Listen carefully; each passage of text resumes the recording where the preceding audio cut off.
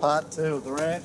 Part 2 of the rant, here it is. This is where we really get ranting. Before the rain comes. And there's a man who wants to have a rant at the panel. Glenn, fan of the show, been a long time fan of the Punter Show and the rant. He says, Mark, do yourself a favour and punt that mumbling, giggling imbecile on the end. That's very unkind, isn't it? Mumbling, giggling imbecile on the end. Gee, them's fighting words, eh, good? Yeah, they are. Honestly, if there is a lower tipster in the country, I will give the punt away. He's just making this up. And if the oldest lair in Australia tries to interrupt you whilst reading this email, that's you. What's up, man? Tell him to pull his gigantic, ugly head in and shut his trap as he bags everyone and anything mercilessly. Do I bag things? No, we have a go at things. I actually have a tip for that clown on the end. There is a show on the ABC called The Wine Show that would be right up his alley, tipping reds and whites while giggling and mumbling all show. But then again, if he does remain on the show, I will just do what I have been for the last month, just laying everything he tips, money for jam, beat it, poll it, you big Sheila. Well, I do have to say, if you're consistent with your information, there's money to be made. There's nothing better. It's consistency that's the problem. So, yeah. But I think these people love cherry picking data too, don't they? I very much doubt any of them are making a cent gambling. But anyway, that's cherry picking data. I like that. Yeah. That wasn't bad. All right, well, thanks so much for your kind email, Glenn. Yeah, we've started off with a... it's nice of him to make contact. Hey, Glenn, Mark Gordo. Firstly, thanks for the continued efforts in bringing a genuine highlight to my week with your show. Oh, this guy maybe likes us instead of the previous guy. It's all right. The rant provides me a genuine laugh on the way home, especially on a Monday. The material's all relevant and it's great to hear your insights. Being based in Melbourne, I don't bet hugely in Sydney, but just enjoy a down-to-earth look at the week's racing. How would you bet in Sydney if you're based in Melbourne? That's what I'm saying. Who would bet in Sydney? Well, here's the weird thing. I reckon 50% of our customers are in Victoria. Victoria racing's grouse. Yeah, but they're betting. I'm thinking about moving down there. Yes, you can drive down. There's a lot of 12 to 1 chances that win.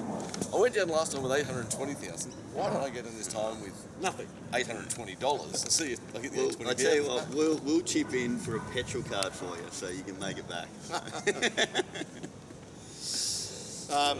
Whilst I do not currently buy your products, I'm getting close to making that step.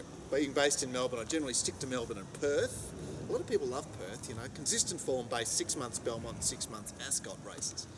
And adhere to Gordon's way of meticulously writing down each and every bet, as I believe you need to be able to track your data. Good point, and we've made that point on the show.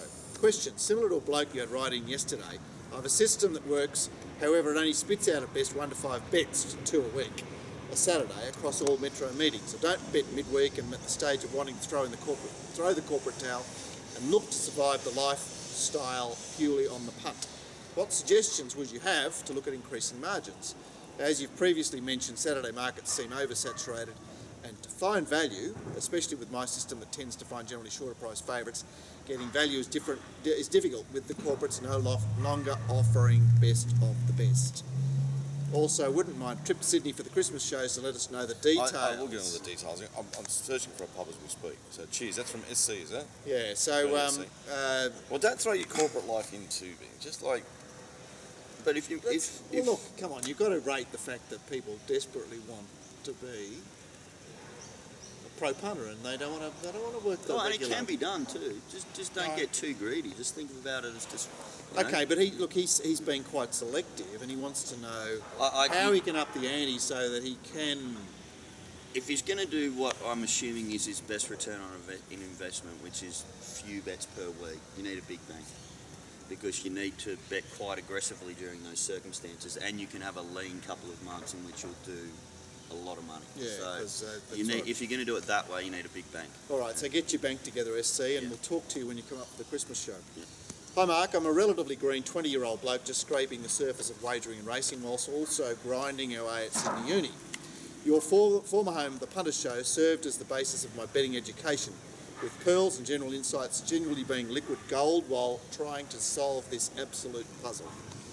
I am a complete leather undies punter, Gord-esque, who likes to work with my own database and simple times. Too poor to get a cardies to price up markets, but I'm very interested in how Glenn works in looking at horses more as equine athletes than as robots producing figures. Would Glenn appreciate a shadow for a few races? No, he wouldn't appreciate it. God. I don't appreciate anything like that. For a few races on a crappy Wednesday provincial meetings, give a young bloke a small leg up into the game. So there's no room for apprentices.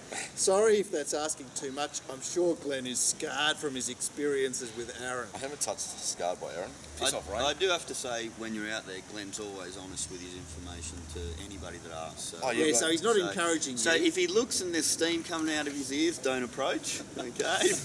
But if he looks happy, he's quite welcome to answer questions, but not reveal all information. Yeah, but I wouldn't really be terribly interested in the apprentice, even though I appreciate your keenness. I'm just trying to battle through my, as he said above the absolute puzzle, which is a great way to put racing. Yeah, it is a great way. You'll be absolutely amazed as well, the ones that Glenn finds in the mounting yard actually Mark a lot of the time has found them just by form analysis, because he knows that trainer third up has the horse peaking, and it's funny how often that will actually correlate with Glenn. That looks the best in the mounting yard mail. So I think they do cross over a little bit. If you come to the track, look, come and say hello, Mark, because it'd be nice to say hello. But I can tip you a winner, I tip you a winner. But he's not going to invite you to shadow him, but I don't like shadows. I'm very mental. He is, but he'll be okay at the social functions. Is that right? Yeah, I'll be all right at social function. I'm on call. Oh, so am I, yeah. Let's get this date organised. So, a good friend of the show, Dan P. Watch the show today as I do each Monday. 2 horses were given out from the midweeks as Be On Me next time. I'd like to double check their names. And they were both given by you, I think, Glenn. They were too, yeah. Was one Detonate? I got the horse's name wrong again. No, it's not It was the Detonate. winner at Gosford. One at Gosford, and Snipes, who ran yesterday at Wyong, ran third to it. So yeah, that's well, a distant third to it. yeah. So So it's B. Abdallah. Snipes ran yesterday. Can't believe I sent Dan the correct names and now I've forgotten them again. So yes, the Gosford winner of And the other one was the Sedanza. Sedanza. Yeah, the filly the of days Gate one. that. Anyway, I'd appreciate correct names from my black book. Well, I did send you the correct names, fortunately. Just like to say how I enjoy your rant series. No political correctness, just how it is in straight Aussie jargon. Looking forward to your thoughts on the coming weekend. That was last weekend. How did you rate the Newcastle Cup winner, since 4th in the Metrop, who unfortunately ran 15th in the Caulfield Cup? Yeah. And was well backed on Saturday. Yeah, it was. Yeah. 25s in the 12s at one stage. Yeah. Really well Well, backed. they must have identified it as the Waller horse. Jared says, hey Mark, just watching the rant, listening to you guys discuss the really big players like Kingsley and Dr. Nick and how they work. I'm sure all viewers would love to see one of these guys join you one day and discuss it themselves. Their insight would be invaluable. Is that a pipe dream or realistic possibility? It's a pipe dream. Kingsley wouldn't come on, he's very private, and Dr. Nick would never come on. But No. we should be able to get someone from Dr. Nick's on. We could get maybe someone from Dr. Nick's joint, and look, these are very private men. Very, very private, and they're quite abnormal people. We could get Sean on. Yeah, but who wants Sean? Well, lots of people want to hear from Sean. You know, if ever a journalist gets some, some Sean tips, those articles get read. They get printed, don't they? Yeah. They get printed and they get highly read. We can only ask and just see what happens. Yeah. Look, certainly it is our objective to get guests on once It we is. bed this show down. So I'm sure I'll get Gary Forrester on the show very shortly. You've been working on him. Although I don't think his head would fit Do in we the need? screen. What about the tennis player He's who got a turned? big head, is he? It's pretty big head. Well, like, Oh, you mean like like no, physically I mean a big- physically. oh, but he's not a big-headed person. I don't know. He's just like Very quite socially reserved. Like, because the he's whole- private as well. yeah. We're all a bit weird. What about? I'm actually surprised when he's driving me home from the races. He actually has all the calls come in on the loudspeaker. I'm Right. getting some great little tidbits of information. Big hello to Gaz. What about the tennis player who turned up on Saturday? He turned up just that while. Right, so the tennis player turned up, had a lazy monkey on Sprite with me at the death, and then disappeared. He's a mark. freak. There's a mark. So we should get the tennis player on the show. He wouldn't come on. I don't think he's that happy with us. He didn't Oh, really speak okay. to me yesterday. I asked Gary Clark to come on. He's been on before. Yeah. And he said he'll come on a week before his retirement. I thought that was interesting. Oh, timing. he doesn't want to give anything away. But is he really going to retire ever? Surely not. No, I wouldn't think so. No way, no. Yeah. Gord, you are better at staying events than you think. Your critique of Sir John Hawkwood in the Kingston Town was excellent. Just one race out. Also, I was interested in your thoughts on Sir John Thompson. Regards, Kieran. Who's John Thompson? The trainer, John. Trainer. Oh, Well, I'm a fan of him because he's not strongly found by the market. So you're always looking for the ones that do a good job and aren't strongly found by the market. Well, I think what he can do with 3-year-olds is quite amazing. Like that horse that ran up to beat the Bull at Kenmore off nothing. yeah. And there was a horse that ran a close fourth in the race, won by the short odds O'Shea horse at Beaumont on Saturday. That was 50s and got beaten half a length. Thing down the bottom. Yeah. Mid-program. Look, I know that Horry and co, they love to lay him, but that's probably at that pointy end of the market. I think he's very dangerous out wide. Look, I'm always looking for lightly raced horses with reasonable win percentages, which means I'm not going to find a lot of staying winners. But if I find one and also it's backed up by what Mark does, then I'll probably have a bet in the race. But I need some sort of reaffirmation that I haven't missed, distance in the legs and all this kind of stuff. There is an art to doing distance races, isn't there? Like God was bagging me for tipping Caton last week. Yeah. And he said, "Oh, look at this, 8th of 6th." Yeah. Blah, blah, blah, blah. And I'm like, Geneve hasn't won for a year, like it's just, it's Well, the just key to opposite Geneve of was the everything fact that else. he had 2 recent Sydney runs. Yeah. Like the Lion Cup, and I know that Geneve ran in the Newcastle Cup, but it's all bullshit. The people accord respect to these races that they just belong in a different land. They belong in their own land. So higher standard distance races aren't that much superior to the lower grade That's ones. true, Is that that's what you're true. saying? Yeah, there's 100 chances to win the BMW coming off average form. Curata Storm, bigger later Curata Storm. And also the Cummings one. The Glenn Boss rode a Cummings one that was underwhelming. After Corral Storm. yeah, the Anthony Cummings one. Yeah. Yeah. Name started with A, I think. Well, no, Z. It was a Zabeel one. It was a round and everything. Adelaide Cups. Blah blah blah blah. Blah, blah, blah, blah. Yeah. There's not much difference. Well, the thing is that they're all slow, right? That's why they're staying. They're all slow, and the difference between the slowest of the slow and the fastest of the slow is not that big. it's narrow compared to the dynamic turn-of-foot sprinters. Obviously, Yes. there's a gulf there. Well, I mean, there's something you said, a simple little one variable system, and that is back things outside the market. Back roughies in and staying races. races. Yeah. Put the market more like that Yeah. than like this. Yeah. If you think it should be, if it's 7-4, maybe it should be 5-2, and if it's 25-1, maybe it should be 14. Yeah. Vance are giving pearls out there. Did you? You probably didn't get a chance to watch it, and I haven't either. David Diamond, good friend of the show, says, "Hi Mark, if you get a chance, watch the replay of race 3 at Bordertown yesterday, and guess which horse the Glenstar laid in the run." So that's a bit of homework for us. Well, I'll put it this way, I laid this thing in the run, and then something swamped it and beat it by a neg, and then he said it was a photo, and then I checked the Betfair thing, and the thing that I had laid in the run at odds on was now you can have 12s for unmatched money, and the other one you get back at $1.01, and of course the one I laid number 1 on. I don't know what you guys think that's funny. It's funny because it's a story. Did my fucking balls on it. It's just like, thanks very much. You did your balls on race 3 at Bordertown. In the run, yeah.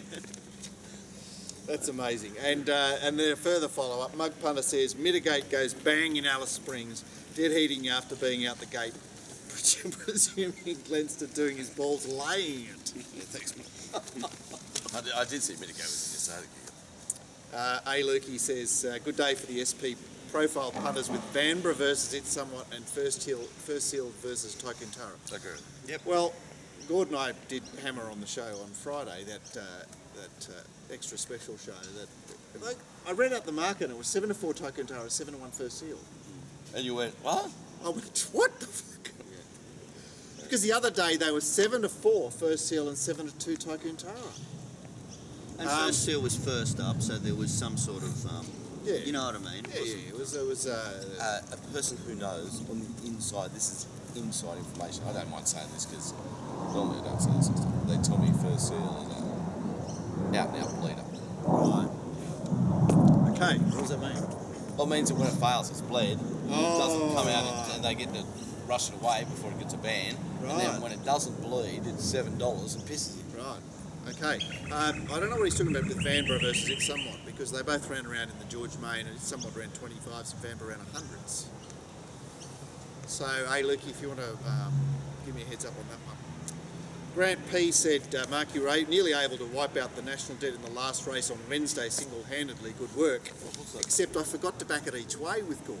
What cost it? Trossian. Yeah. It was 50s.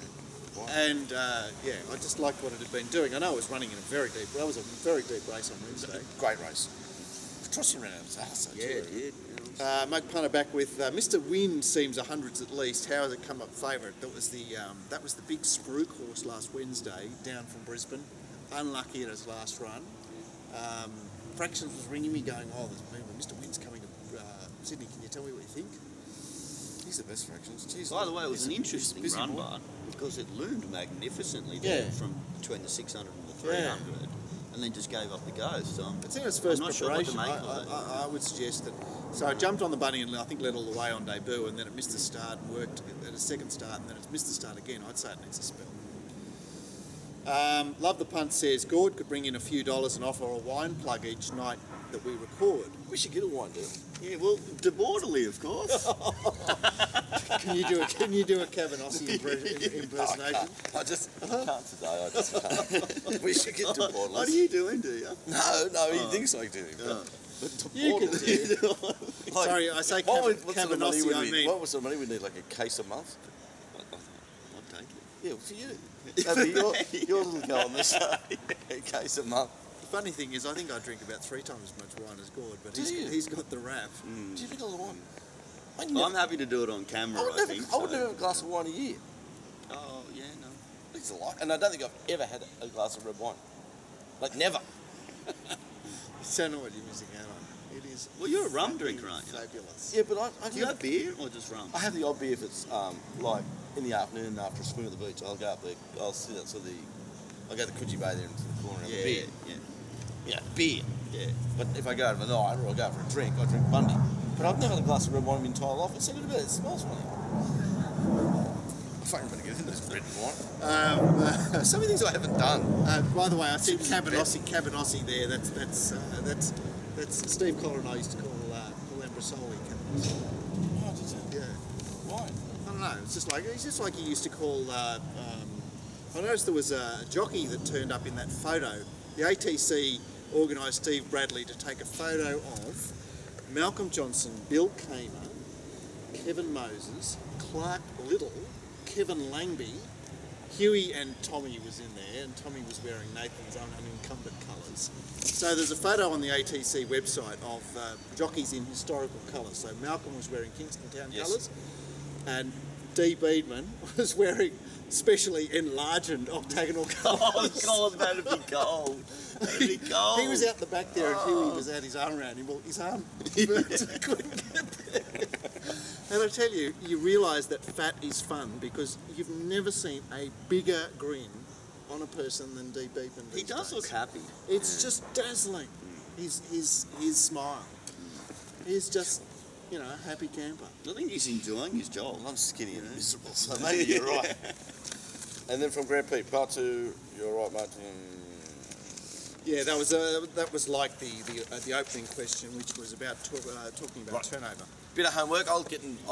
Thanks so much for watching the thing. Now, the big week again next week in Melbourne, so get on board with Melbourne Mixed Stuff. And boys will talk more about that in the preview show. And as well as that, I'll get my act together and get us a date for our Christmas drinks show for sure. So it'll be in December. Won't be near Christmas. It'll be like first or second week. I'll find it the most dodgiest of pubs. Like a bowling club or something like that around the eastern suburbs. Bowling club, Yeah, bowling club's a good idea. Bowling club's not bad. And what sort of thing? Friday afternoon? Yeah. Friday afternoon? Yeah, Friday afternoon. Yeah, you have to be careful of the calendar because there's lots of Friday night meetings at that time, Right. So while we kick off, start at 4? 4. Yeah. So if you can knock off work early, you can get there at 5, 5:30, get there at 6 even. Yeah. That might be the way to handle it. Good show, guys. And Hold on we're a not sec. quite finished. We've got the most important part. Oh, It's quiz time. Here we go. I thought that was just like going to be 2 weeks. It's just too much Oh, fun. team, It's drop just too off. much- Are we ready? Glenn was like, he was looking at the form. Yeah, I know. He's Can we already... test our buses, Yeah, please? poser. Perla. Oh, Okay. hang on, what did that bloke call me before? Poser. No, the other bloke on the MLB. Big Sheila. I'll be Big Sheila today. Are we What's he called? ready? What's he calling me, Big Sheila? Name the 2 horses that have won 3 consecutive CF stakes. Big Perla. names. I know that one. You go. Big Sheila. Manicato Yep. and Manicato and No, it's here. It's too big a name. the thing that no, I don't know. Give us that. Sunline. Faux Rogue. Oh, road. Oh, let's have Manicato. Yeah. Half to me. Road. Here we go. This is Yeah. half- Well, half I to- knew Manicato. I just know the other one. actually this is one where I got, which is quite surprising. God, it's cool. Jesus. Who am I? I was foaled in 1990 by Last Tycoon from Al Shandega and was originally aimed at the 3-year-old staying events where I won the 1993 Big Perla. Yep. Mahogany. I Yeah. fucking knew that too. I knew it was You was mahogany. too cold. But I was too cold. My brain kept saying Myocard, but I knew it was mahogany. Wonder you. Questions about Chris Waller. These are really good. Oh, fuck, I'll get none of these right. For the last 10 racing seasons, which 3 horses have won the most races for him? Jesus. Jesus, Last 10 Teeny. years. Yeah, so 2 of them are easy, the third one's a little bit harder. The last 10 years. Gee, I'm completely walled out. Well, you know what one of them is. Winks. Yeah. You know what the other is. I was just thinking, you know, Winks. Well, I don't actually associate Winks with Waller. Well, so I knew it was Winks. I was trying to get 3 though. Yeah. So I put a third in there where I could get in before you said it. Now the other one's the I know the other one's a weight for age horse over a mile. Used to be trained by Yeah. a guy on That- the Gold Coast, Johnny Wallace. That horse. Yeah. Used to be ridden by Stathy Katsitas. Shootout. No. Preferment. No. Look, think of pink colours. But little surfer Yeah. girl. Wine bush. Catkins. Catkins.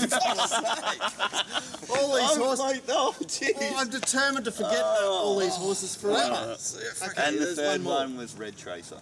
Right, I thought okay. that was 3 the mares. tough one, yeah. 3 mares. Winks, Catkins, Red Tracer. Yeah. Good question, Teeny. Yeah. Which 3 jockeys have won the most races for him? Me. Big Sheila. Hugh Bowman. Yes. 243 wins. Fuck, you get a third. I can't get any more. Hugh Bowman. Man Crush. Man Crush. Man Crush. Fuck, I don't know. Nasruilla. G. Schofield. Yeah. I was going to say G. G. Schofield was a certain. So Bowman 243, Schofield 162, Rawilla 128. Don't even remember Rawilla riding for him. He was a, Come on, he Tony, was the make it man. a bit easier. Which New South Wales metro, provincial and country tracks has he had the most winners at? Gossett. Metro's included, so... Oh, I think you said. Perla, Canterbury. Rose Hill 376, Newcastle including Beaumont 135. There you go. Oh, right. So So, it's one like of the- each. This is our last. This is our Yeah, and last Scone. quiz. No Yeah. way. The quiz I'm is no the good at greatest. it. Huh? I'm terrible at it. I lose every week. Which age group does he have the most success with? 4-year-olds. Yep, 15%. Where did he train in New Zealand? Southern Island. I don't know. Where this place is? Matamata. Foxton. Foxton. Yeah, down near Wellington. So South Island. I knew I was No, right. no, it's the North Island. Oh, is it? I think. Okay, so what's the score? We're about even so far, aren't we? No, Glenn gets double points. He's miles ahead. Oh, okay. I told you double. Still. So bad. No. But he's not said Poso. He's I said me. He only gets 1 point. And last Okay, one. here we go. Name the Sydney jockey who was disqualified for life in September 1969 after the discovery of a remote-controlled battery saddle on his horse, Smashing Blonde. Yes? Perla, Darby McCarthy. Sam Ah. Salama. Sam Mr. Selma. I remember Sam used to He ride. met Salma. Wow. I just I thought that'd be such a Perla question. I thought you'd be right on Because that. he used to ride in the Yeah. 80s. Yeah, So he yeah. obviously got disqualified for life, but did 10 years. Serious. Probably. Yeah. Sammy And must have Metzer-Selma. had his licence reinstated later on. As you set up. Great Right, Christian so, yeah. team. That's the end of the And I round. like one more question, the tiebreaker. This is the big one. You have to say You- Poser or Perla to win this competition. Righto. Who trained iconic former Sydney stayer of the 80s, Favoloso? Poser. John John Belletti. I win! See you later. I'm going. I'm freezing. He also trained our Ronnie. See yous. There you guys.